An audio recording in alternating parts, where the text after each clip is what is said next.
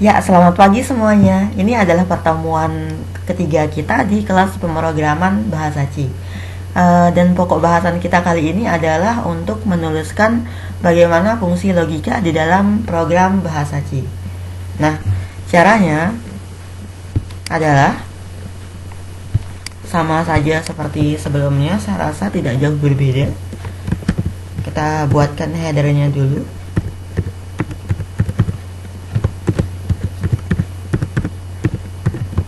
Include stdio.h, lalu kemudian inline,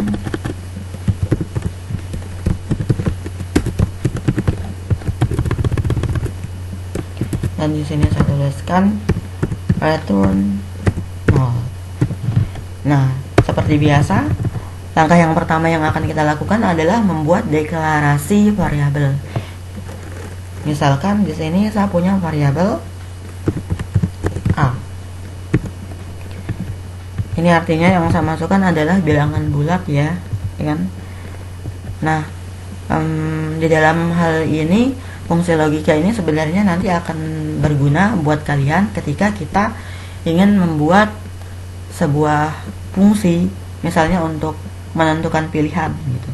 Karena komputer itu hanya akan mengerjakan sesuatu yang diperintahkan saja.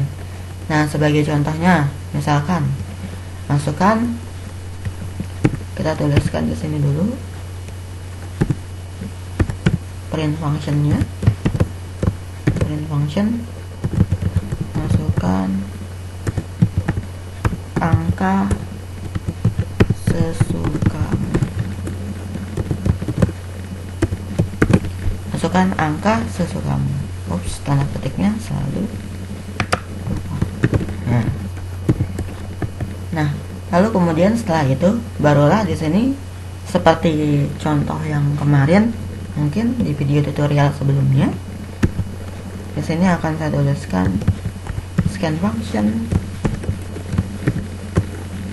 Karena saya menggunakan variabel in, berarti di sini adalah %d atau desimalnya, dan alamatnya akan saya tunjukkan untuk variabel a dan a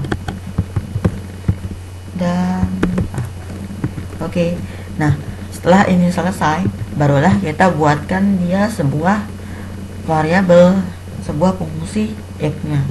Nah, di sini ada dua cara penulisan ya. Pertama, kita bisa hanya menggunakan fungsi logika if saja, yaitu misalkan if dalam kurung a lebih besar sama dengan 5, maka yang akan ditampilkan di dalam hal ini adalah ini print function, yaitu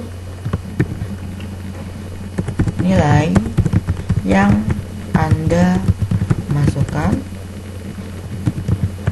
lebih besar atau sama dengan 5. Akan tetapi bila A lebih kecil dari 5, maka yang akan ditampilkan adalah print function nilai yang biar lebih cepat, mungkin ini akan saya kopas saja. Oke, namanya tulisannya ang ya, kurang i-nya. Oke, ya. Dan ini juga sama. Berarti ini bukan lebih besar, melainkan lebih kecil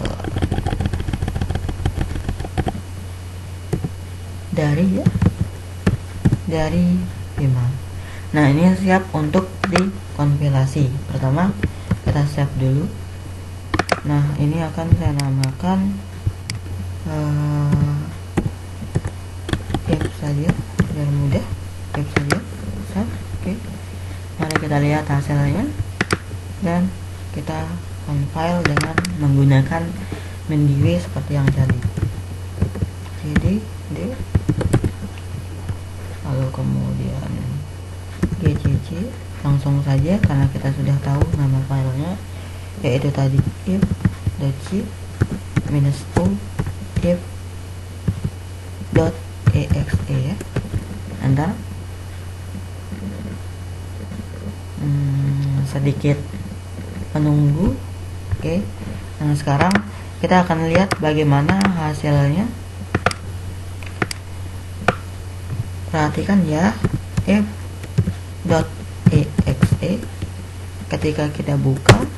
Nah, masukkan angka sesukamu. Seharusnya bukan sesukamu sih, karena kita pakai variabel in. Jadi yang akan kita masukkan di sini adalah bilangan yang bulat-bulat saja. Misalkan saya masukkan angka yang lebih besar dari 5 nih, atau sama dengan 5. Misalkan yang saya masukkan adalah angka 6. Nah, yang keluar adalah nilai yang Anda masukkan lebih besar atau sama dengan 5.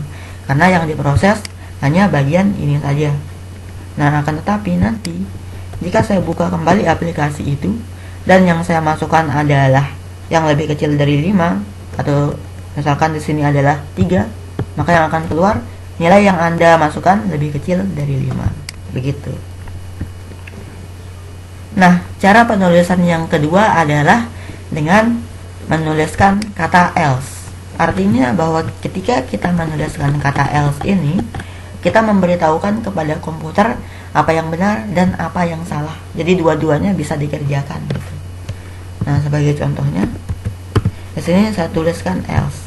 Oh ya, satu lagi ya. Nanti ketika di salah satu fungsi if itu memiliki banyak sekali pernyataan, print function misalnya, dia punya 2 print function, maka kita bisa menyatukan dua pernyataan tersebut dengan menggunakan kurung kurawal seperti yang ini.